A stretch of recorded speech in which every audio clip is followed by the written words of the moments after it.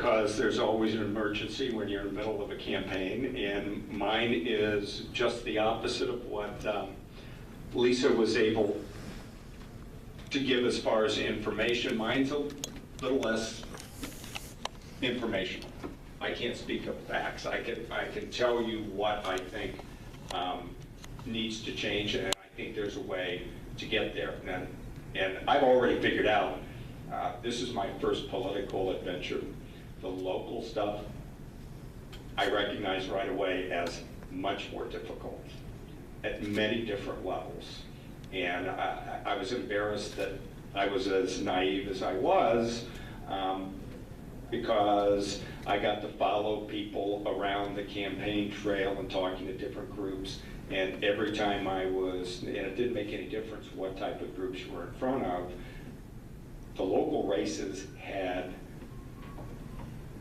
just huge difficulties in getting attention, getting the messaging out. And it was battling over very small areas that were significant as to whether or not you could get anything done. It made me feel a little bit better about my choice to go up against someone who might have been the wealthiest guy and is on Capitol Hill, but his negatives are built in, they're known nationwide, and that's been a big help to me as far as getting recognition. Darrell Lysa himself has helped me with name recognition by going negative early. You can't buy that type of publicity, and when you're the underdog, you just I wanted to go, and this is a little bit more of an overstatement, I certainly would have never hugged Darrell, but his staff, in working so poorly, were a great boost to the name recognition. And I think that's why we're at the point that we are. But let me tell you what I think is the real reason why I decided to run. I've been a trial lawyer for 3.5 decades. I usually don't lead with that because I'm not going to get any votes by being an attorney. This is a different group, so I'll just tell you, I'm going to try to be a little bit more honest. I look at what's gone on up in DC and gotten the impression that techniques of suing large corporations can really work, I believe, if you can go up, get on the Hill, and use those same techniques that I've used for 3.5 decades. I've sued large corporations, GM, Ford, Boeing, Sikorsky. And if they were just going to look at me right from the beginning and say it was a matter of how much money can you spend, how long can you keep somebody in litigation, how long can you be in the court system, not just in the trial level, but in the appellate level, and then back down to the trial level to retry cases, it's not that difficult if you have unlimited funds to make things last 10, 15 years or more. But that's seldom the case, and it's largely because lawyers go about trying to change the points of leverage and change the metrics as far as people are measuring the risk, the cost of going to trial, long-term cost of business, which is a little bit what Lisa was talking about as far as the metrics of Measure A and where the benefits were, where the costs were, how it is a really strange group that line up on both sides, because I've been listening to this by going along the different campaign events, and Measure A is always talked about. People that I court regularly, for instance unions, are on both sides of it, almost equally on both sides. And it's just very difficult. So let me tell you why I think there's an opportunity with respect to renewable energy and going up on Capitol Hill. That's why it was of great interest to me to come and talk to you tonight. I don't have a PowerPoint, but I think that I've talked to people about this before, and to get to renewable energy at the federal level, you have to take on the biggest dog in the fight, whether or not you're going to call it a dog fight or a bar fight, but you're taking on really the carbon-based fuel industry, and you're essentially starting out with an argument that you are not going to reap 90% of the wealth that you have left buried in the earth. That's a tall lift. And that's really what this is all about. I would handicap the potential of being successful in winning that fight as practical. If you go at it with just science, goodwill, good heart, you're a little bit like roadkill. It's not going to be a fair fight. It's going to be very tough because they are always going to have a monetary goal that will outweigh altruistic goals and even science. So what do you have to do? In lawyering terms, as a trial lawyer, I need to change the point of leverage and I need to change the metrics of the people that are actually making the decisions. The people that are making the decisions are, without a doubt, being lobbied. And in today's government and near oligarchy, since Citizens United, paid one way or the other. Paid while they're in Congress. It's a little more difficult to do that. Certainly there's an expectation when they leave Congress that there's going to be a very cushy job and a reward at the end as long as they continue to vote for carbon-based fuel economy. And that's what we're in the middle of. That's what we've always been in the middle of, from civilization through the Industrial Revolution to right now. And it is a very powerful foe. So you need an ally.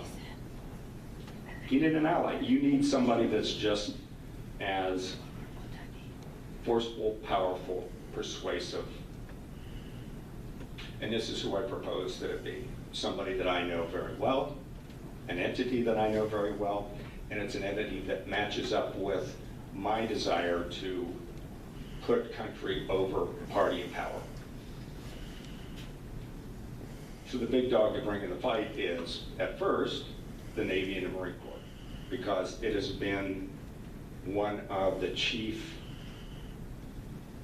champions up on the Hill to deliver a renewable energy program on par with the Manhattan Project, because it's necessary to protect power around the world with a reduction in your logistics lift of POL, petroleum, oil, and lubricants, the carbon-based fuel industry. We are on the cusp of, if we're the first to really develop a renewable fuel foundation for the economy, and first for national security purposes, the metrics of national security are already just about to make huge gains. You're going to see a completely different type of military option. And key with that is going to be renewable energy. So, this is my point with respect to how do you get anything done in Congress when the metric in Congress has been do nothing. Get elected based upon an argument the government can't do anything right, then go to Congress and ensure government does nothing right. And as a result, it's difficult to change that momentum because everybody now recognizes that change is very difficult. Maybe there's no possibility of change at all because at least within the legislature, nothing happens. And it's a lot easier to make sure that nothing happens than to actually go forward with solutions, particularly if your solutions are going to run counter to different business groups like the carbon fuel industry. So how can you change that perspective with respect to somebody that's across the aisle? Because I've been asked this question a lot since I started to run, and that is, how are you going to reach across the aisle? First of all, I think that's the wrong premise. I think we're past, if we were ever there, reaching across the aisle. I think there was a point in time historically where legislators, whether they be Democrats or Republicans, in any particular era, might have reached across the aisle to go get a whiskey after the sun went down. I don't think they're doing that now. because there's just not an incentive. But if someone who's a Democrat happens to know how to talk to the Navy and the Marine Corps,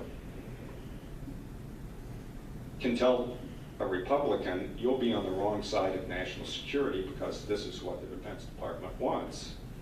I don't think that's a comfortable position for any Republican to be in, since they've wrapped themselves in the flag and always insist that they're the most persuasive for national security and doing what's best with the military. Now let me tell you something about the military, and I know this is a difficult thing for me to convince people of, but they really are willing to think outside the box a lot more than anybody else in government. The officer corps actually, since the Marshall Plan, certainly has a higher level of education and postgraduate degrees than practically any other group. Because if you stay in 25 or 30 years, you're going to end up with a couple master's degree and likely a PhD.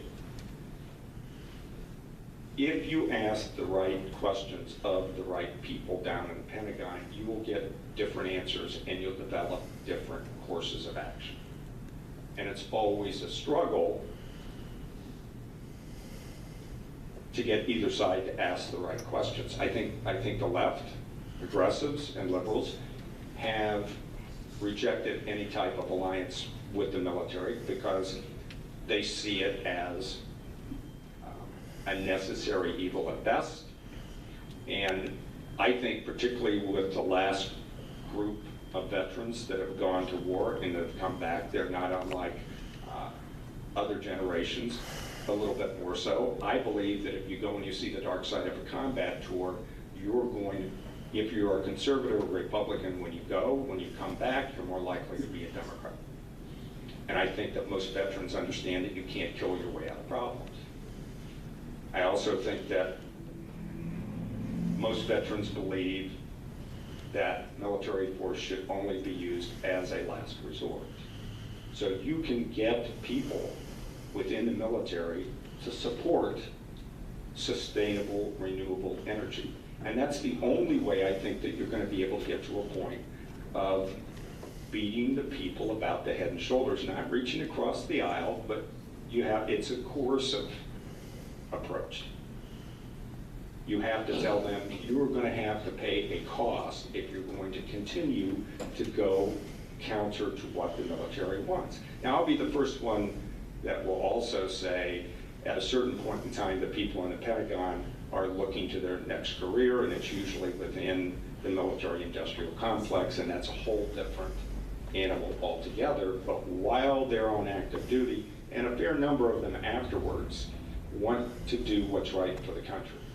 You know, there are always people that look at the bottom line and what's in it for them. But I see this as the only true way of being able to start with something that I think has second, third, and fourth effects on the economy, on jobs, on the quality of life, and most importantly, on the existential threat to our environment. And that's to get away from the carbon-based fuel industry.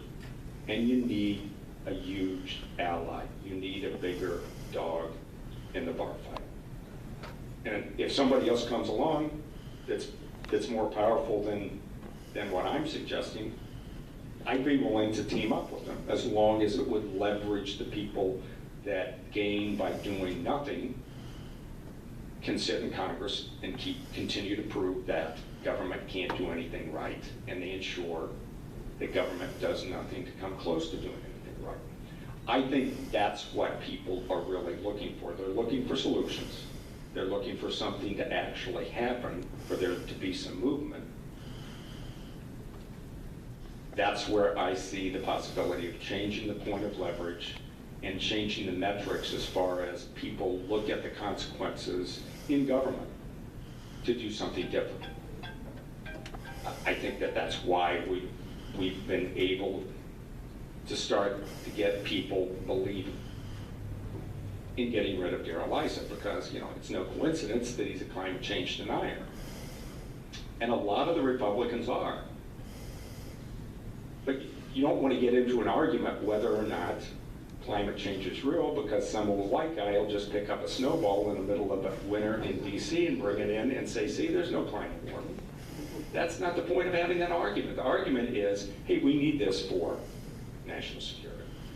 And we also need it for the economy, because the first country that really gets renewable energy systems implemented is going to have a huge advantage economically. So that's my plan. And it's based upon what I've done up to this point. I don't need a lot of on-the-job training to go and talk to people in the Pentagon. I happen to be one of the few people, even that might be sitting in Congress right now, that's had 40% of the Joint Chiefs of Staff either as one a peer and a client, Commandant of the Marine Corps, Bob Neller, or just a client, Joe Dunford, who's the Chief of the Joint Chiefs of Staff. And you have to have those personal relationships in order to know who to ask up the hill to ask the right questions. And do what lawyers do, which is we never ask questions we don't already know the answers to. So I think we're at the question period of the evening.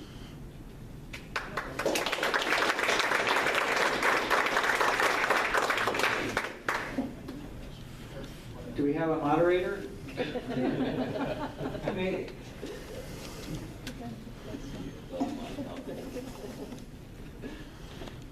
Thank you. I apologize, I was in the 805 parking lot.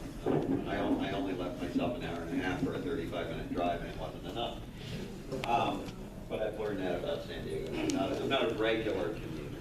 I'm Eric Tiltmeyer. I'm the president of the San Diego chapter of the U.S. Green Chamber of Commerce.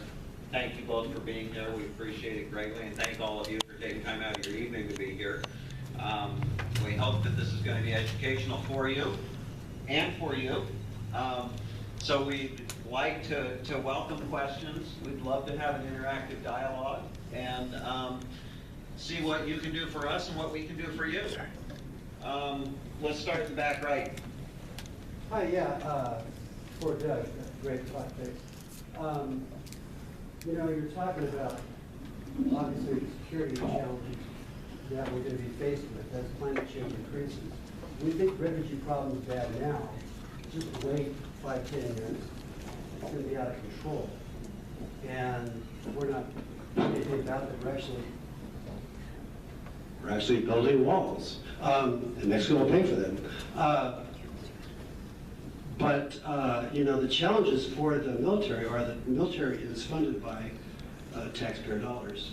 And as that budget ramps up and up and up to go deal with these insurrections and destabilization of the world, who pays for that? Just the taxpayers? We just dig in again and bail out corporations again for what they've done with externalities, which is a word that is not in the vocabulary. We just need to have it.